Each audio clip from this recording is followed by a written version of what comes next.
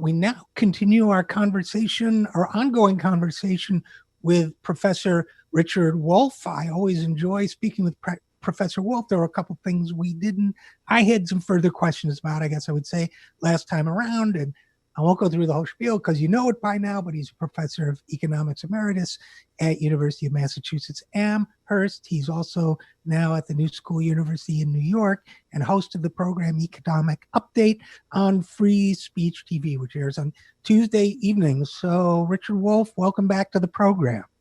Thank you, Richard. I'm glad to be here. So the last time we were talking, we were just getting into a topic that intrigues me a great deal, which is the idea that, we all talk in our society, and I'm paraphrasing so you can fine tune my comments, but that we all talk about democracy in our society and our sort of culture of what we think of as the United States of America.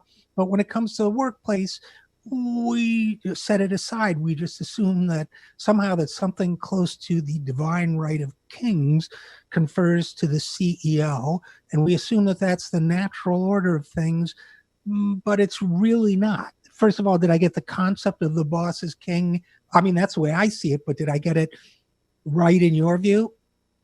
Yes, absolutely. And I enjoy being a little bit provocative to audiences in the good old days when we went around giving speeches to audiences that were live and gathered together in an auditorium. I enjoyed saying to them that this is a country that makes an enormous to-do about its commitment to democracy as a basic value of human life, and then proceeds, as we have done as a nation from the beginning, to exempt the workplace. In other words, the workplace doesn't operate under democratic rules of community life. Whether it's the owner of a business as an individual or a family or a group of them, a partnership, or a modern corporation where the owners are the major shareholders and the board of directors that they elect, whoever it is, it's a tiny group of people, and they wield virtually absolute power inside the business. It's as if you cross the threshold into the factory, the office, or the store, and once inside, all democracy is out the window. You do not vote on anything. You are told by the owners or their designated agents, you are told what to do, how to do it, where to sit, what raw materials to work on, what tools and equipment to work with. And at the end of the day, when you have poured your brains and your muscles into producing whatever it is the company tells you to produce, you leave the fruits of your labor in place where you produce them, and you go home. Everything about your 8 hours at that workplace was dictated, and I use the word advisedly, dictated to you by a tiny group of people, a very small minority in most businesses, and you have no power over them at all. You do not elect them. You do not vote on any of the basic issues. They can literally hire and fire you, take away something as fundamental as your job, your income, change what you do, subject you to all kinds of pressures. I won't bore you with telling you they are now literally pressing you to go back into workplaces that they have not spent the money to make safe. It's extraordinary what we do. And since most Americans spend most of their adult lives at work, the best 8 hours of the day, 5 out of 7 days of the week, you're at work. If you really were committed to democracy, workplace would have been the first place it would have been instituted. Instead, we allow the owner or the chief shareholder to be a king. And I love the image. We got rid of kings long ago. We felt it was an outrageous arrogation of power that a person who happened to be the child through no effort of their own of the past king would now be the new king. We would all be his subjects, or if it were a female, the subject of the queen. And they could make all the decisions, including the life and death decision of going to war, the life and death decision of having a conflict with others. It is extraordinary. We got rid of it in our political life, but we didn't get rid of it in our economic life. And here's the punchline of punchlines. What history has taught us is this. If you allow for the king to survive in the economy, that king will undermine and subvert whatever kind of democracy you create in your politics, which is why the rich people at the top of our economy, in the end, through their donations, through their lobbying, through their control of the mass media, are basically undermining the democracy we have. So it's there formally, but it's not really there, and we all kind of know it. So two thoughts to follow up on that, Richard Wolff. One is to quote from an article in the, I would only say our workplace kings do some things that might have even embarrassed the worst royal monarch in history. For example, I'm looking at the New York Times from 2012, quote, employees at lower rungs of the economic ladder can be timed with stopwatches in the bathroom, stonewalled when they ask to go, given disciplinary points for frequent urination, even hunted down by supervisors with walkie-talkies if they tarry too long in the stalls. These kings are actually marking our working people's potty breaks. If that is, and as you know, they sometimes give employees apps to put on their cell phones so they know where they are at all times. At places like the Amazon warehouse, employees are dinged if they don't move quickly enough. We could go down the whole list, but we think of ourselves as a country that loves liberty, but we sacrifice all of our liberties when we walk through, or many of us do, when we walk through the door of our job in the morning. And I want to pivot to a related topic, but before I do, I have to ask you if you are at any time a Monty Python fan. Oh, sure. Years ago, I enjoyed it very much. There was the one scene where King Arthur goes to a group of peasants working in the field and gives a speech about good people. I am your king. The lady in the lake gave me the divine sword or whatever. I can't remember. And one of the peasants looks up and says, King, I thought we were an autonomous collective. And I've always liked that. But a related, one of the stories that's in the news right now is the Postal Service. And the fact that while I think it's been mistreated and misunderstood by Democratic and Republican politicians for many decades now, Trump is conducting an all-out war on it, calling it a joke because it doesn't make enough money, appointing this person who feels from the private sector, who apparently feels just as strongly as he does that it's ridiculous. And, to me, the hostility that the right and the administration and Republicans have toward the Postal Service is based on two fundamental misconceptions or ideas that I wanted to run by you. One, I think they hate any workplace that is not run by kings because I think they represent the royal class.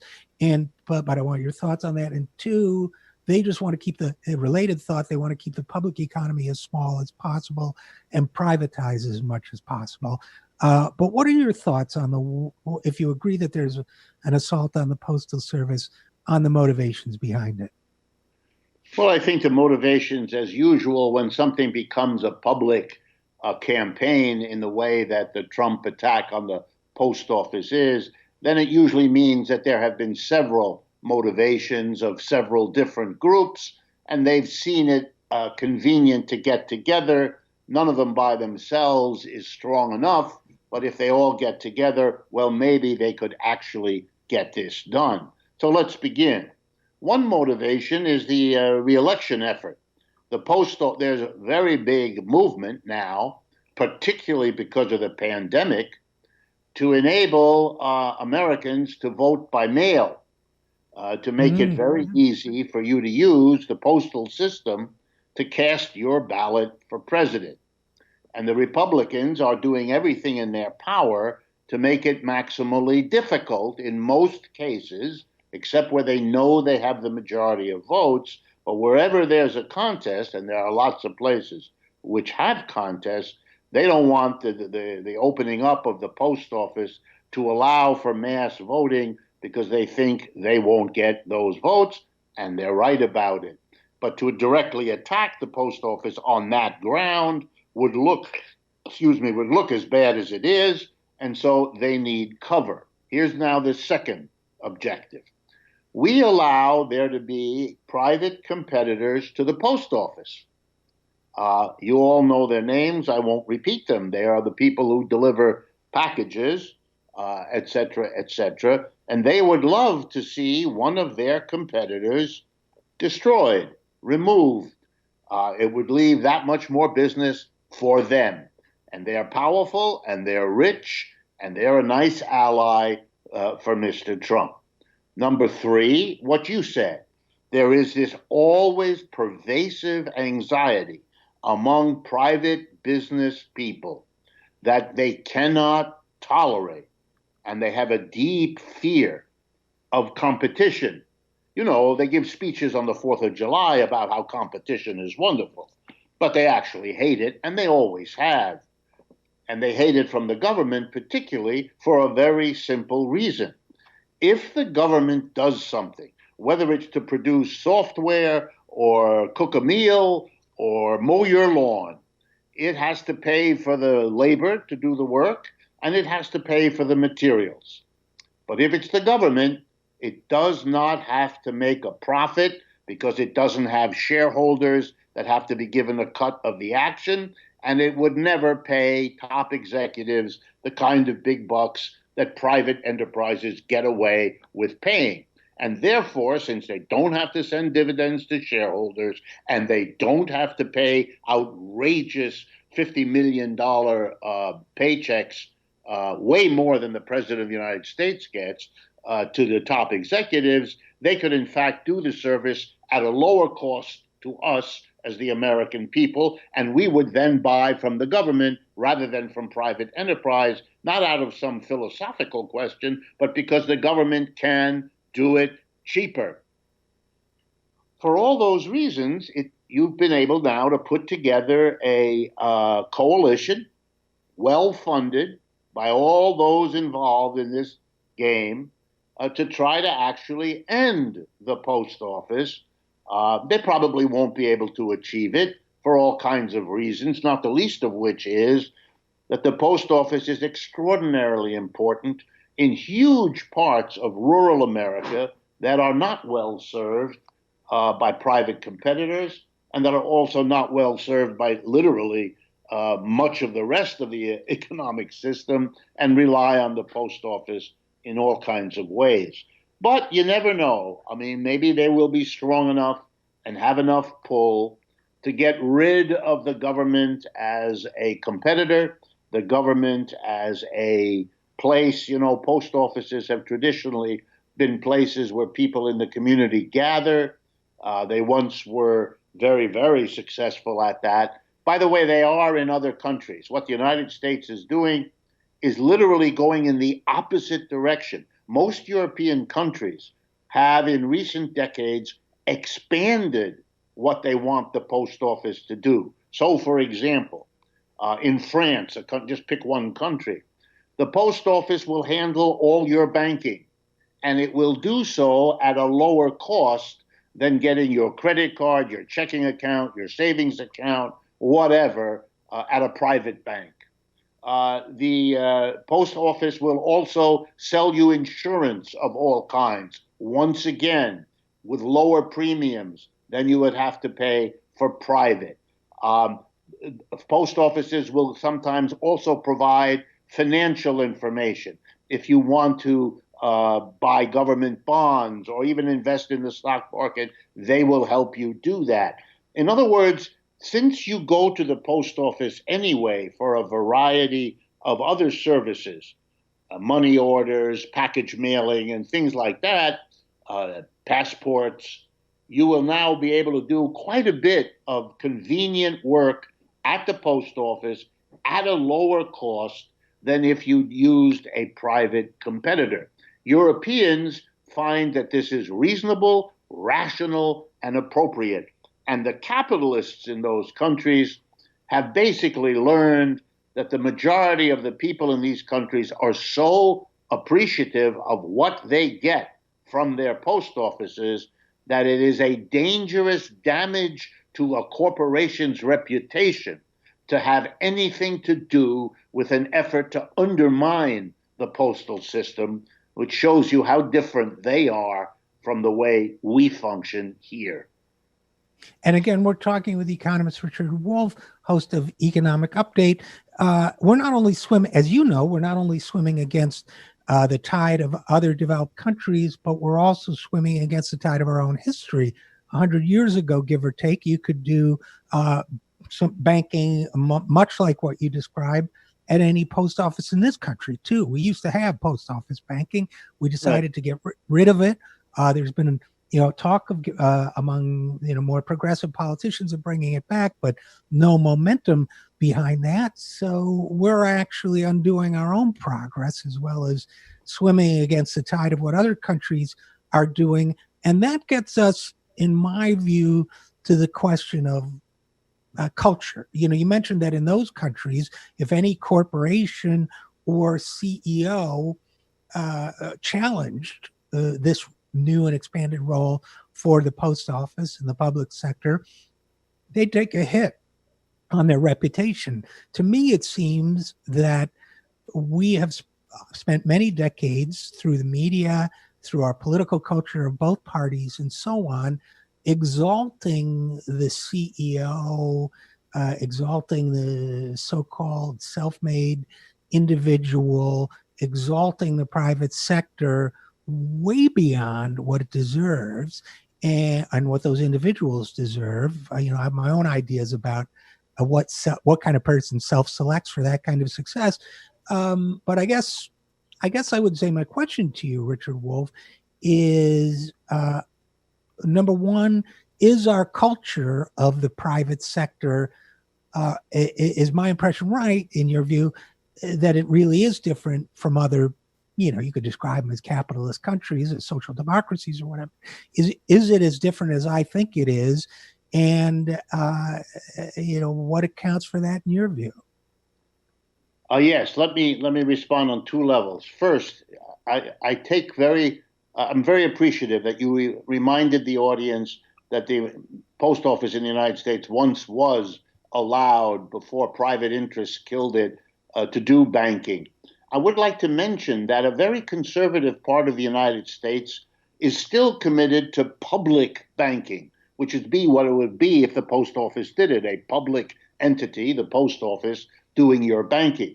The state of North Dakota has had a public bank owned and operated by the government of that state. It's had it for well over 100 years.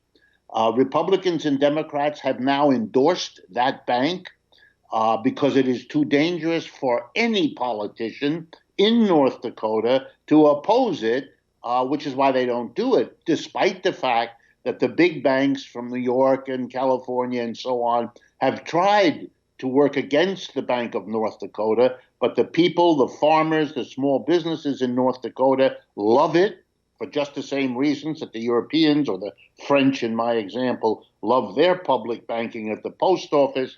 The folks of North Dakota, who are generally politically conservative, love the socialized banking that their state undertook a little over 100 years ago, and they've kept it ever since, and it's functioning right now. So there's no need to assume that the American public, if given half a chance, wouldn't be quite like their fellow citizens in North Dakota. Now to your question about the culture. Let me give what strikes me as the starkest example of what you're pointing to and what we're discussing.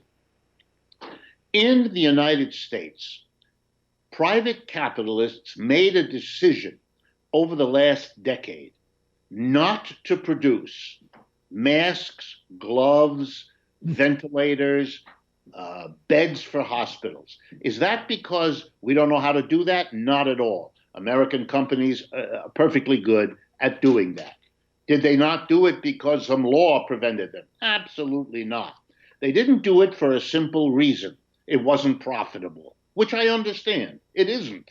Who can make a lot of money producing, for example, masks and then storing them in a warehouse for some indefinite period of time until the next viral pandemic hits us? Nobody. So they didn't do it. Now, the honest way to say what I just said is this: private capitalism, driven by profits, did not do what we know we need to be ready for a virus of the sort that has periodically come to the world in a dangerous way. The corona is nowhere near the first one. Okay, the private sector failed. Well, we could have had what other countries, many other countries had, namely a powerful government with the idea, supported by the people, that if the private sector cannot or will not do it, well, then the public sector must do it, will do it. Okay? And then the government comes in and takes the steps that are necessary.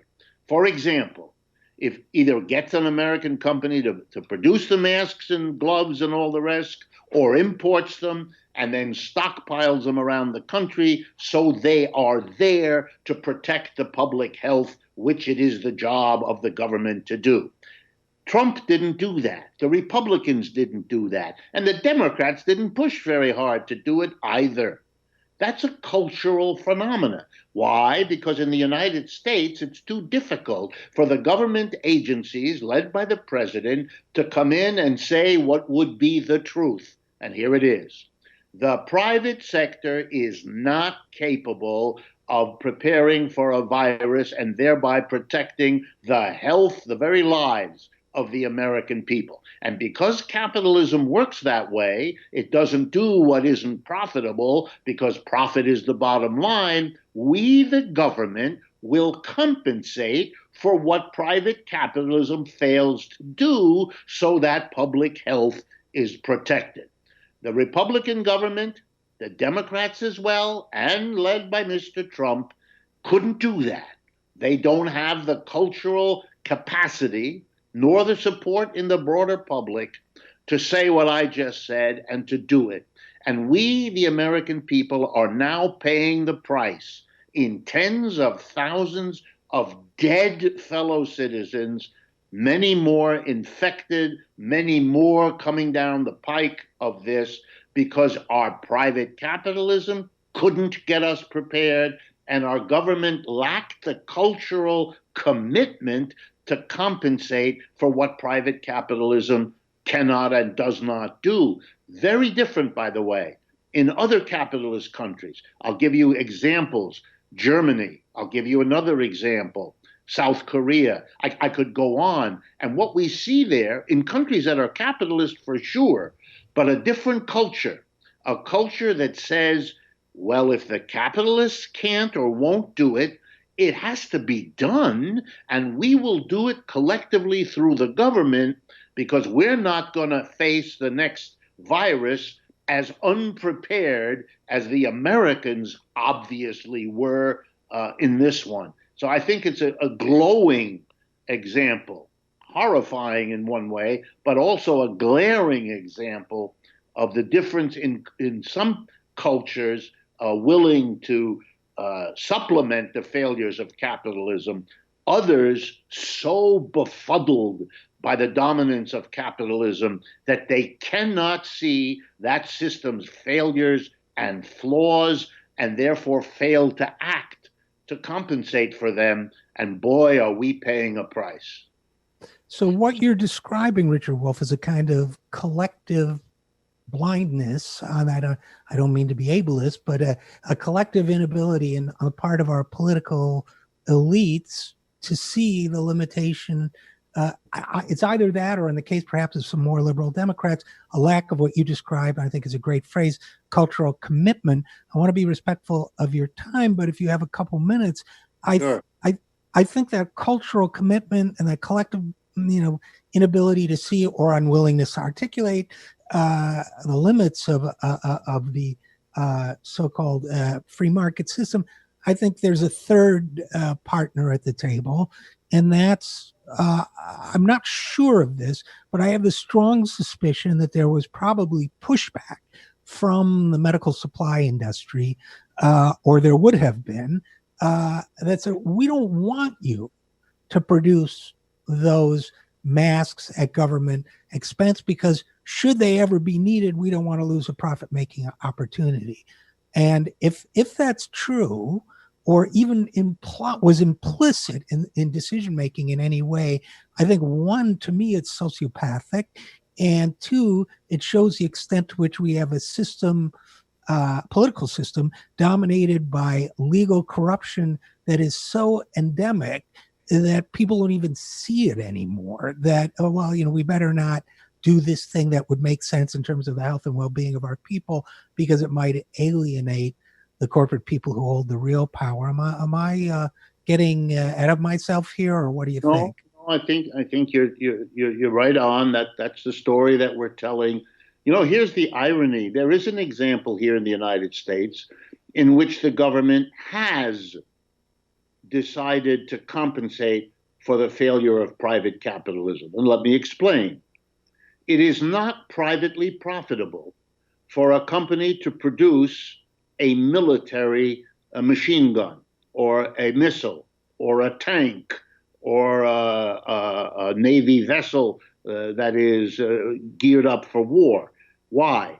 Because what's it going to do with it? There's nobody who's going to buy it. It's going to sit there in the water, in the warehouse, until we have some military need, and then maybe the army will come and get it. We know that. And we know that if you left it to the private profit, we wouldn't have the wherewithal to fight a modern war. So here's what the government does. It compensates. It comes in and it buys the tank at a nice, hefty profit, pays a big, fat price for the tank, for the jet aircraft, for the guns, for the bullets, the whole apparatus, and then it stores that in bases around the United States and in bases around the world, where the stuff mostly sits, as anyone who's been in the service knows very well. And the government, therefore, picks up all the cost. The government is what makes it private profitable for these companies to produce the tank and the machine gun and everything else.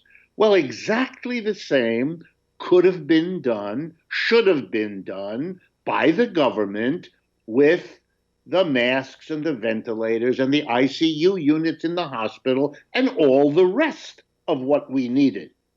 But the mobilization of the population to support the military has no analogy in any other institution mobilizing the population to get the things done that are necessary for the public health. And this is classic of empires when they are facing their own collapse. They're full of military, they're all over the world, but what finally brings them down isn't an attack from outside, but the implosion inside as the society falls apart, for example, because it can't support public health.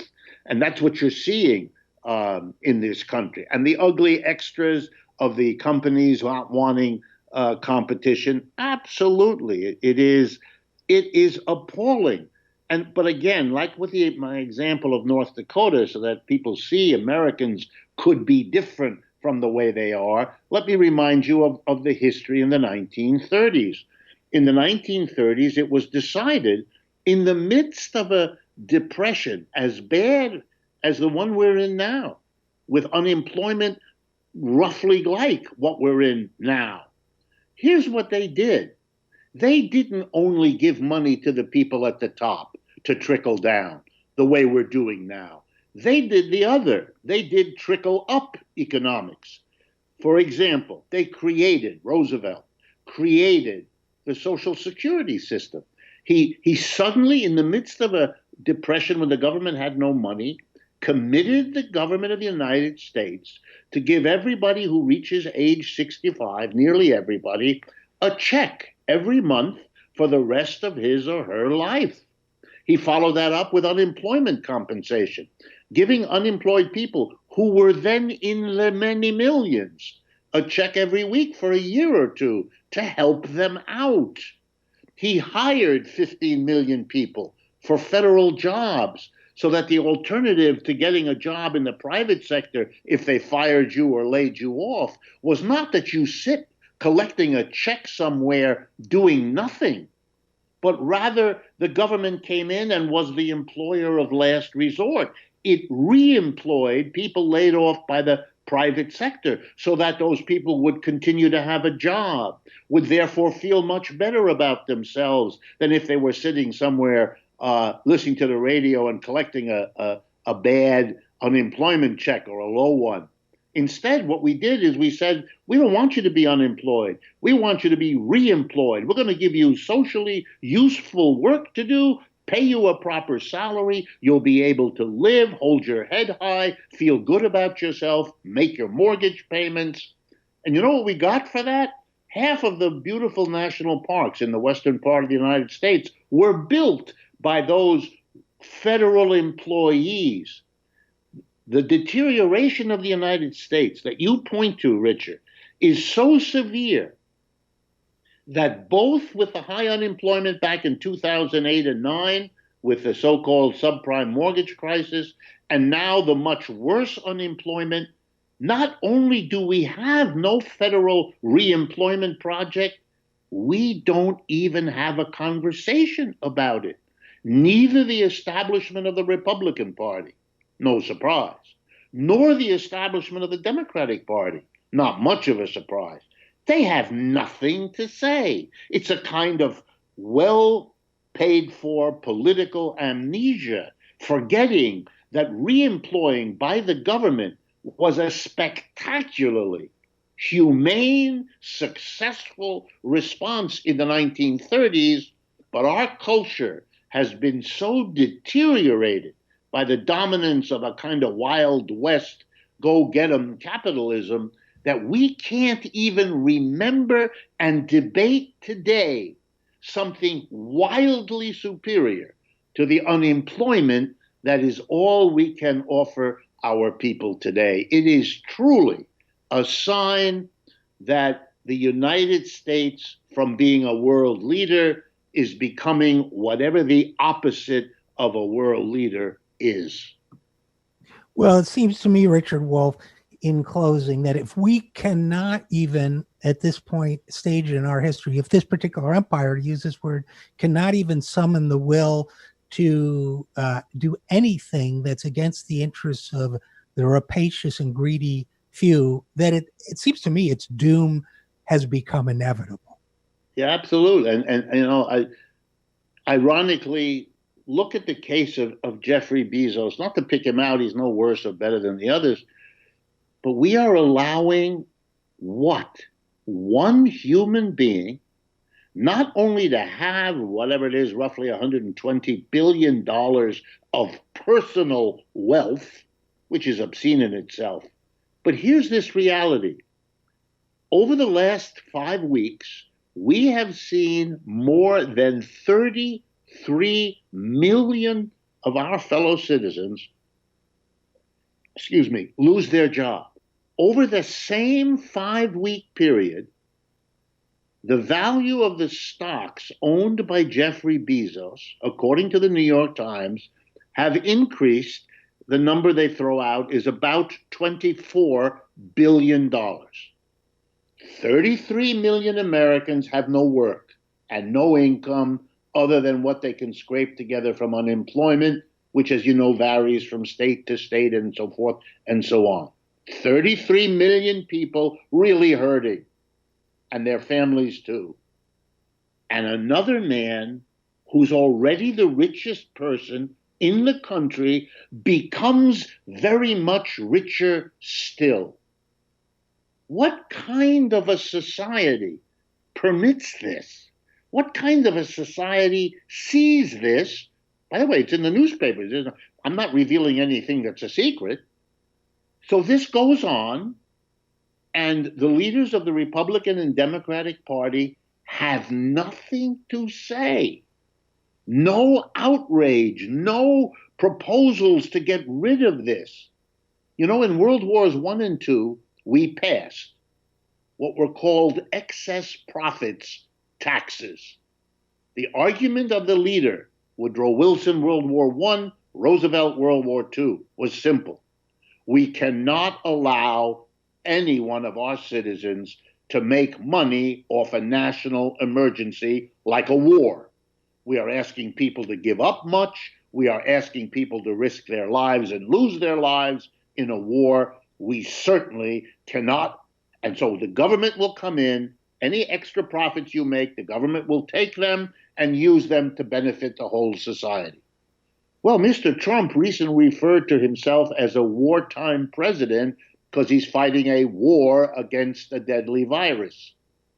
But notice his notion of war didn't extend to any vague idea of an excess profits tax. That's because he's lost. These ideas do not occur to him or to Mitch McConnell or, unfortunately, to Nancy Pelosi or Mr. Schumer either. This is the culture of a country that is so lost in its inequality that even in a moment of national life and death emergency problem, it still manages to further make unequal the distribution of wealth and income. It is a society that seems, if I can paraphrase Sigmund Freud, whose birthday it was yesterday, a society that is engaging in a very deep death wish. Well, in the words of the late John Prine, who died perhaps needlessly of COVID-19, and who was a postal worker, by the way, that's how every empire falls. And unfortunately, we're going to have to leave it there. But Richard Wolff, host of Economic Update, Tuesday evenings at Free Speech TV, and a professor of economics, as always, very enlightening to speak with you. And thanks for coming on the program. Okay, Richard, I'm glad to do it, and I look forward to when we get together again. As do I.